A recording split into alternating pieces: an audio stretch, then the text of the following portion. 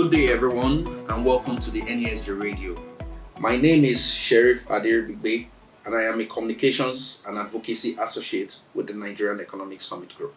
Today, we'll be discussing a very interesting topic, which is building high-performing team through workforce nutrition.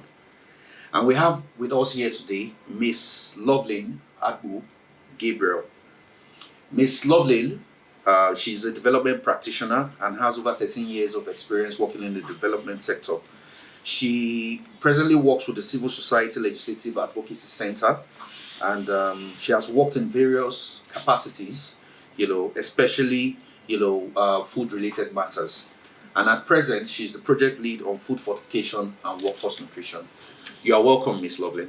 Thank you very much. Okay, please, can you explain, the correlation between, adequate diet, eating well, that is proper nutrition, and an employee, of any organization, performing well?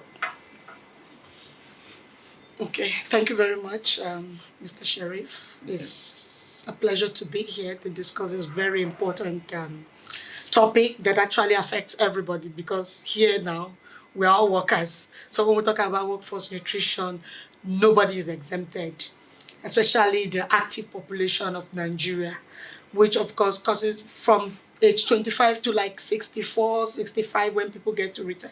They're actively engaged in the workforce, whether formally or the informal sector. Now, you would agree with me that it takes a healthy person in the first place to be able to work. And a healthy person is not magic. It's about what we consume. It's about the kind of food, the quality of food that we take in. Now, as workforce, the healthier meals they take determines how healthy they are, and how healthy they are determine how consistently productive the workforce will be, because you will agree with me that if you're healthy, number of sick leaves will be reduced. And then all those accidents that happen, work-related accidents, will not be there because there'll be high level of concentration. And then the morale of the worker is high. And if all of these things are in place, you would agree with me that productivity will be high. And when we say productivity high, it's not just in the products that come out, but at the end of the day, a very high return on investment, because when workers are sick, they take off time to take care of themselves. That is man-hour lost. And that is money when it comes to business. So the correlation, I don't even from a blind person's point of view, you know that when you are healthy, you're able to work better. That's true. Yeah. Okay, thank you for that response. So we are looking at it also from the perspective you talked about. There's a high level of correlation between a well-nourished worker and their performance in the workplace. But now we are looking at going into specifics. If an organization has a well-nourished workforce, like every employee is well-nourished, how does that translate to them performing well as a team? Okay, so for people within the actively production age, you know that at least 1/3 of their day is spent within the work area. And when we say 1/3 of this day, just to bring it so that we can relate practically with it, is that those 8 hours you spend are the most active hours of the day. Now, whatever you eat, whatever you do around that time, generally defines your health status, your nutrition status. Now, if a workforce is generally healthy, all those drugs, all those excuses here and there because people want to calm down will not be there. And the truth is that if people are strong, active, and their morale is high, whatever task you give to do would be done within the time. You know, like we say in our local parlance, time na money. Exactly. So during that time, the times you still hear, oh, I have a headache, I want to rest, oh, this.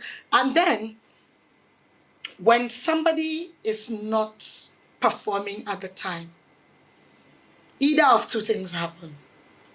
It's either someone else takes over their own part of the job for that day. Now, when I say someone else, maybe someone on standby, which now is equal to more pay. That's true. For another person going out of the employer's pocket. Or a colleague within the same line of production takes on the job of two people, which is now stressful on the other person. And stress levels, they make or mar any form of work. So when employers are adequately nourished, as a team, you see they're able to manage their stress levels better. And they're able to encourage themselves in the work. As such, more production, better productivity generally. Actually, there's no way you can run around all these things. It's just the same circle. Just good food, good knowledge, first of all. Because if people don't understand what is good and what is bad, remember that we're all adults now. We grew up from a certain kind of background, certain kind of ethnicity, that certain foods are just what is obtainable, and not just obtainable, has come to be preferable, irrespective of their nutritional level or content. Hence, education is key. Because if people don't understand that this thing you love so much, that tastes so nicely, does not give you the adequate nutrition that you need to add this, you need to add that, they won't even understand what to look for. They won't be able to even generate the demand for better nutritious meals. And that hampers productivity even as a team. Because the truth is, if somebody is always falling ill and you are always covering in for them, it's just a matter of time. You start, because the fact that the person is ill does not mean that the person's pay will be cut and added to you. So you see, it's... Yeah. Okay, thank you very much, Ma, for that. At least we now know that our audience can see that there's a direct correlation between, adequate nutrition, eating well, and getting the best out of your employees. Okay, so definitely, especially for MSMEs, implementing a comprehensive workforce nutrition program, in the workplace can be very daunting. It may appear easier, for corporate organizations to implement workforce nutrition programs. So we are looking at it now from the perspective of what are the easy ways, like easy to implement strategies, workforce nutrition strategies that MSMEs and even corporate organizations that intend on, adopting workforce nutrition programs in their organizations. What are the easy strategies that they can employ? Okay, so the first thing is for them to even understand the context of this whole workforce nutrition conversation. Because if they do not understand the context, talking about the 4 pillars, then whatever level at which the business is, it may be a little difficult. Now, when I say the 4 pillars, talking about good food, healthy food and snack at work, some will say healthy food, snack, and water at work. Mm-hmm. Then creating like separate spaces for, for eating. And then looking at or taking deliberate steps to see that even if you can't provide food for your staff because of the level of your organization, but there's certainly a means through which these workers get food around. Like street food vendors and all of that. So the number one step is, after understanding these pillars and how they work, the challenges and all of that, number one is to make sure that this nutrition education, the awareness around it is created both for the staff and for the food vendors themselves. And then coming into some form of agreement or an understanding of the sort of combination of food that these vendors should offer. Because even in construction site, once construction starts in a place, no matter how little, somehow food vendors get to know and they mount a stand around them. So just to have that clear understanding, the sort of things they should bring, and then the people who are going to be patronizing, which is the staff, to understand why eating a certain combination of food will work, because that's the only way I can think of for a growing organization. Like you said, those who are already established, they understand the value of it socioeconomically, physically, mentally, and all, and of course, financially. So because of that, those ones make deliberate effort that even if they cannot provide the meals directly, they can outsource and are in control of the kind of food that come in control of the menu and the environment within which these foods are cooked. That's for established organizations. But for small companies, just like you mentioned, it's the only way. Just coming into some form of understanding with food vending business owners just around the area. It's the only way. But it cannot thrive without the right education. Thank you very much. So, you just talked about education now, and education is always important. It's something we need to constantly do. So, you work with the civil societies and legislative advocacy center, and you obviously have done a whole lot of advocacy, as regards workforce nutrition and all various other, areas and in different sectors. So, with what you have learned, doing advocacy in these places, what are the advocacy measures that you think we should do as a people, to encourage organizations, especially small and medium scale enterprises, to adopt workforce nutrition? Thank you very much. Actually, whenever I think about this whole topic, that's what goes through my head. Because there is no particular framework that you will pick that talks about workforce nutrition. We do work around food fortification. Yes, at least we have a regulation on that sits with NAFDAC.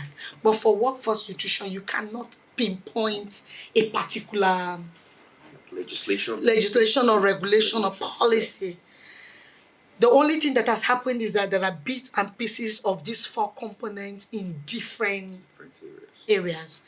Now, luckily, the Global Alliance for Improved Nutrition, they have done some form of policy analysis and have picked out certain components that exist in different, policy documents that speaks to this four pillars of workforce nutrition.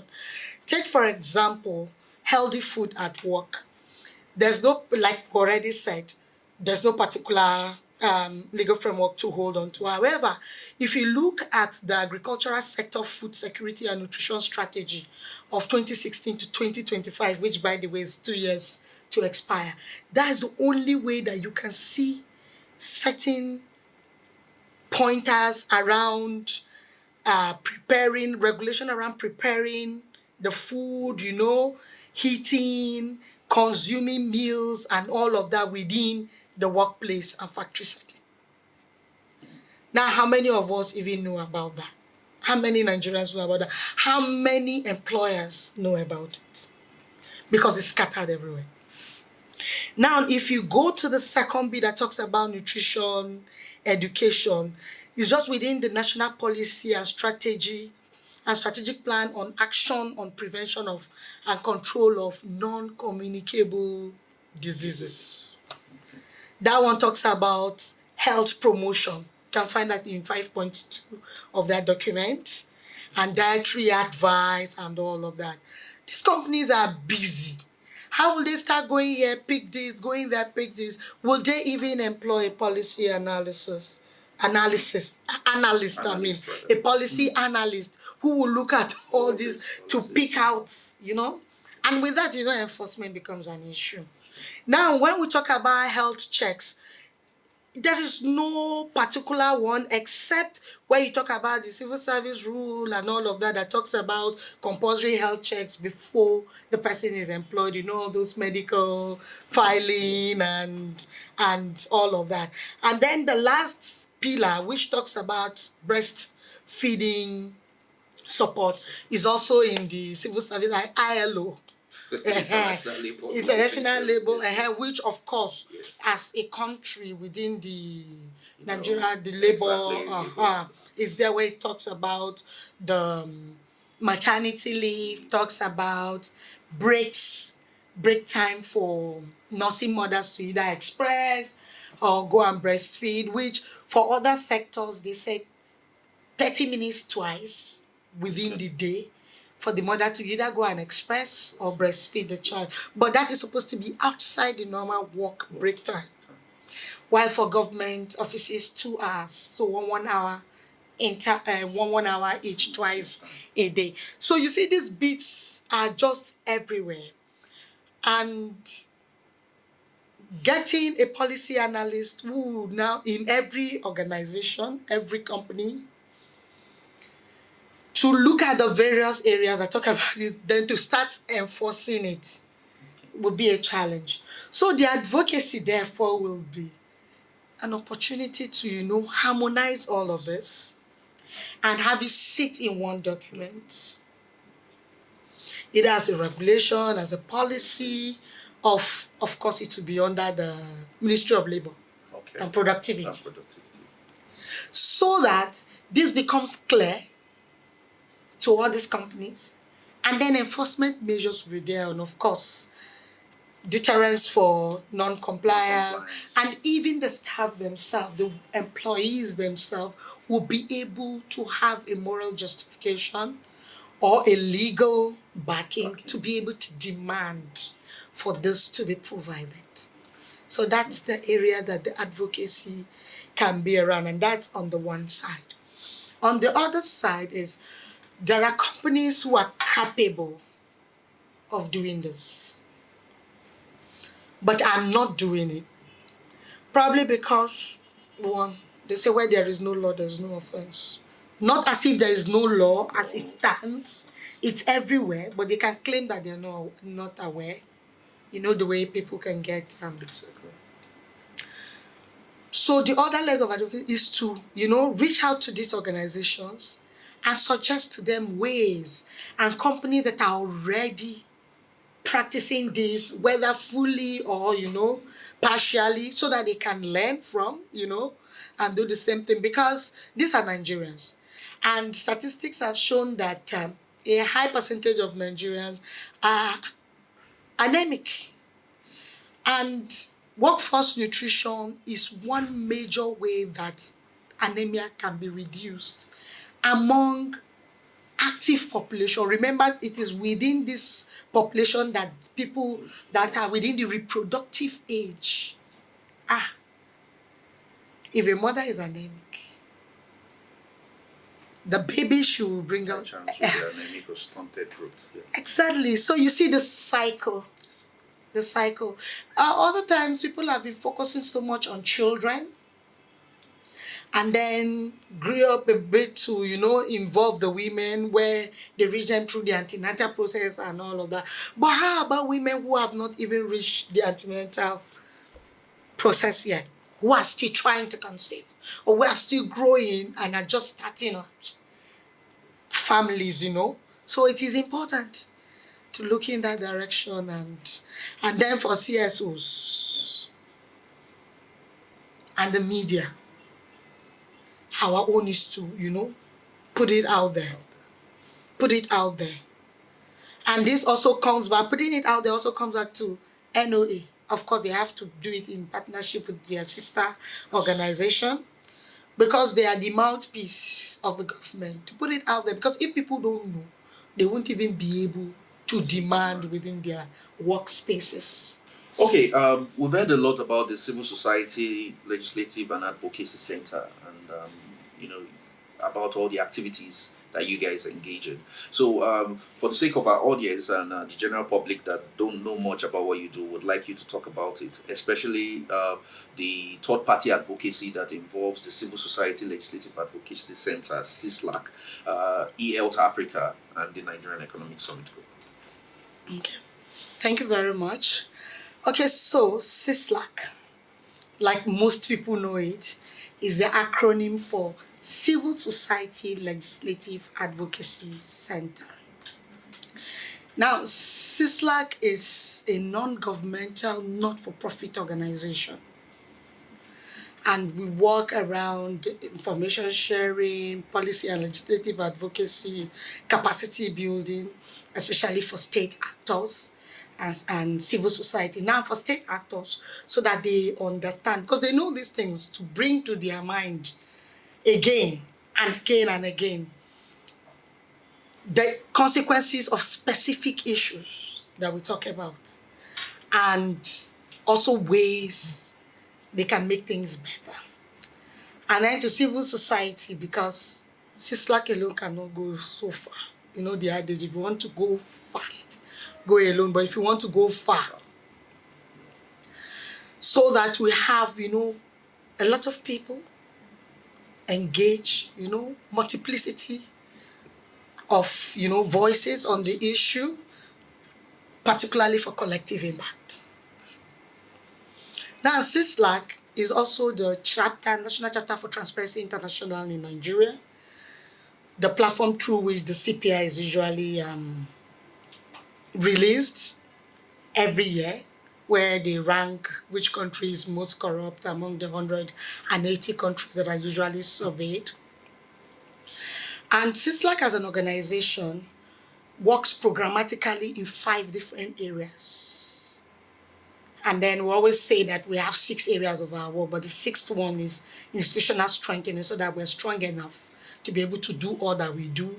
So the first area of our work has to do with support to democratic governance, where we do everything we do around elections, good governance, and all. Then the second one, which is more like our mainstay, is public finance management. That is anti-corruption work generally. So even though most of what we do is accountability, but we have a central point for all our anti-corruption related work. Then the third area of our work has to do with security and IDP issues, while the fourth has to do with environment and conservation of nature. Now, the 5th programmatic area has to do with health, human capital development, and social inclusion, which is under the area of the work that anything health falls under, which is where the third-party advocacy campaign comes in. Now, over the years, we've done a lot of work in all these areas. I don't know if I want to start boring you with all of that.